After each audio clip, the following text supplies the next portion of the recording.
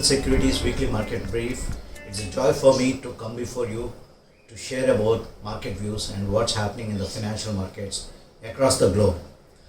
This week, if we observe the global markets, especially the US markets were a little bit volatile, and they were sometimes they were in a negative territory. And we can say after a humongous run-up in US markets, there will be a possibility always some sort of consolidation, or market can take a pause when the markets are in a bull trend.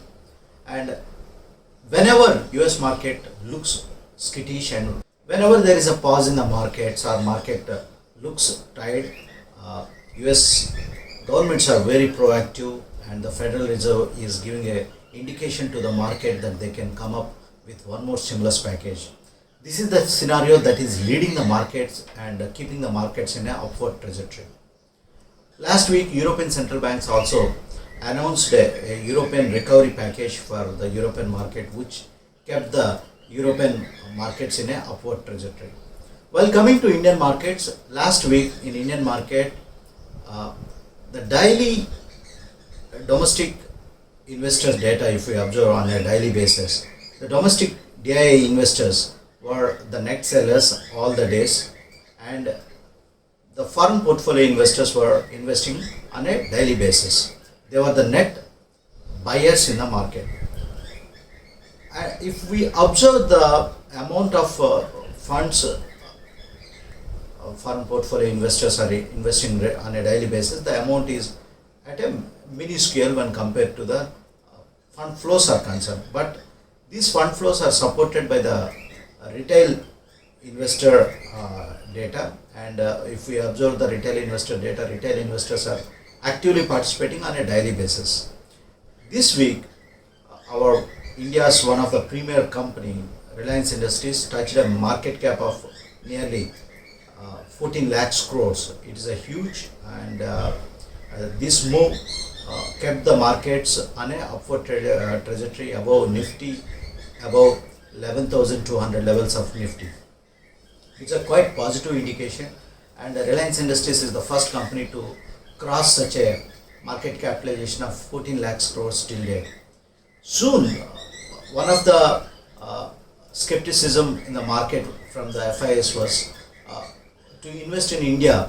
The size and market capitalization of the companies are very less to upgrade the Indian markets and to give high weightage for Indian markets in the MSCI Asia Index. So if the company's market capitalizations expands the way Reliance Industries market capitalization expands, there will be a probability for Indian markets to have a highest weightage on MSCI Index, where it attracts the major amount of emerging market capital flows into India as well as Asia and emerging markets.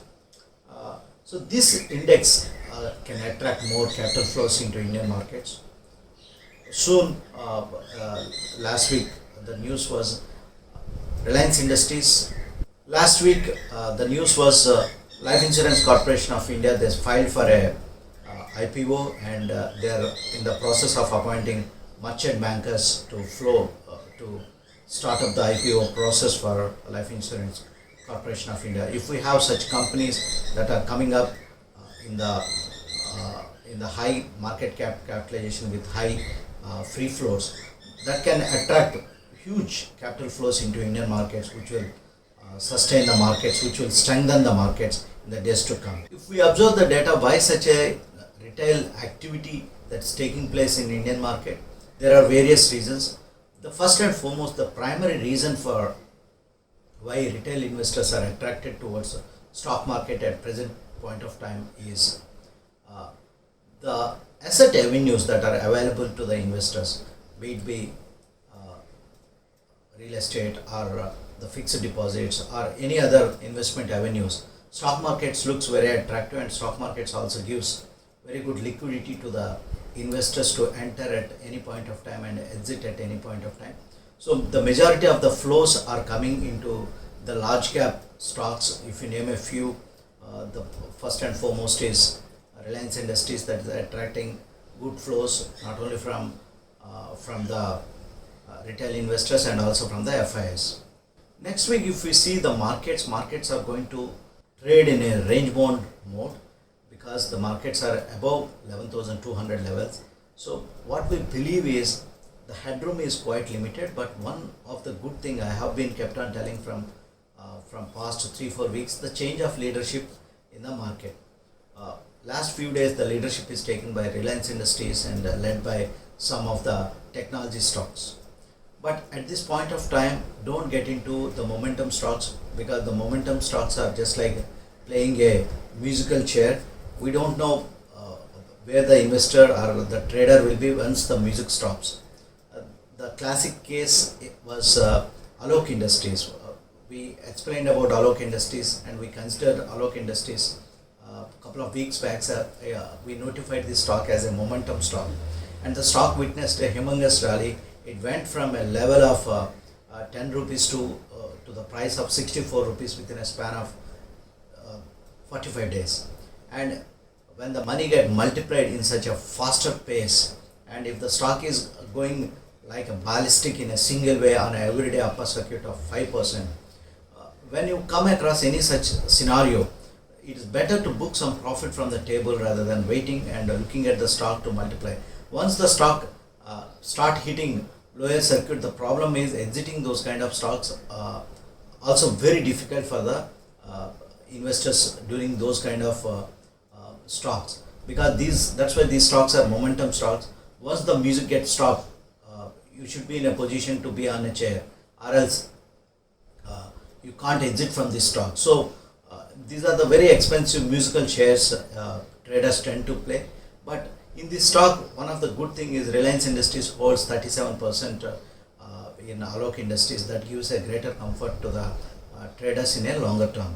Since currently the stock got corrected nearly from 62 levels to currently trading at 30 levels. So for the longer term, as a delivery based trading, this stock can be advised to invest at these levels also, but on a longer term basis, considering the fundamentals and the pedigree of the company at present. But we need to keep in mind last 3 months, the old promoters sold nearly 13 crore shares from Alok Industries, and they exited completely from Alok Industries during the rally. So right now, how Reliance Industries take the helm of affairs of this company and what their plan for this company is very important to look into the fundamentals of Alok Industries at present point of time. It is a high risk play. People with a high risk appetite can look entering into this stock at this point of time. If the stock again rises in the same way it went up like that, it's better to book profit on every rise. This week we looked into the results of Larsen & Toubro. The results were disappointing, but what we attracted in Larsen & Toubro at present point of time, this is the stock not participated in the rally of the current rally, which was started on 23rd March in the markets. This is a stock that just moved 10-15% from the March lows.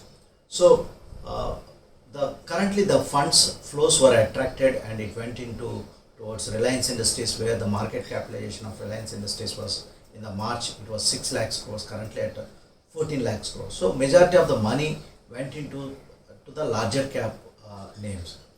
Whereas L&T, if we see the structure of L&T, the anatomy of the stock from past few years, L&T is a capital goods stock.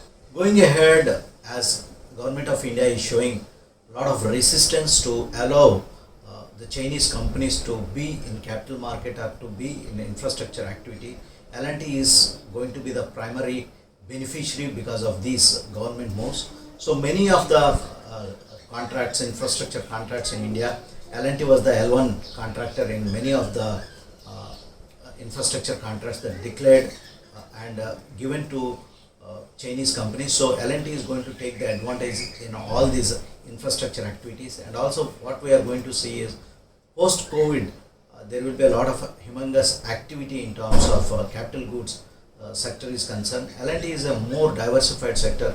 They have capital goods, infrastructure, and construction, and also the financial segment from L&T Finance Holdings. That portion will be there with L&T as a subsidiary, and also L&T, the recent acquisition of Mindtree and L&T Technology Services. Everything will add a very good value add for L&T balance sheet in the longer term. Looking at the current valuations of the stock is around 1 lakh crore market capitalization, and the stock got nearly corrected from a 2 lakh crore market capitalization to 1 lakh crore market capitalization. Given the pedigree of L&T and the management, we believe this is the right time to accumulate L&T for a longer period of time.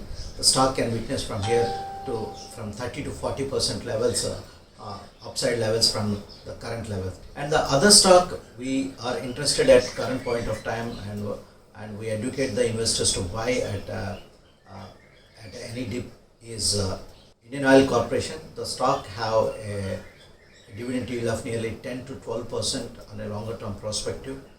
The stock is currently trading at 93 levels. Any dip in this stock can be accumulated for a longer term. The stock have a potential upside from 40 to 50% from these levels within a time span of 1 year, with a attractive dividend yield and a market capitalization of 1 lakh crores. The stock can give decent returns from this point of time. As the economy opens up, the demand for energy will go up, and also we are attracted with the valuations like the stock of Coal India, that also have a decent dividend yield of 7 to 8% dividend yield. The stock is trading at 134 levels currently. The stock below 134, 130 levels is a good level to accumulate this stock for longer term, because this is a monopoly in coal sector, and we are going to expect a lot of reforms in terms of the coal and mining sector in India. So the stock low was 117 rupees in March. The stock have not participated any rally. Since it's a public sector undertaking stock, there will be some resistance for the portfolio investors to pick up the stock. But the stock, in terms of the valuations and the leadership in this sector, this is the stock everyone can accumulate in your portfolio for a longer term basis, and you can witness a potential upside in Coal India in long term. This is all with me this week. The COVID numbers are not coming down. In fact, they are rising across India. We are in a lockdown in Mumbai. Restrictions are a little bit lifted up, and following the lockdown restrictions and COVID restrictions at present. I request you all, please stay at home. Please do take care about your health. This is Kranti signing off.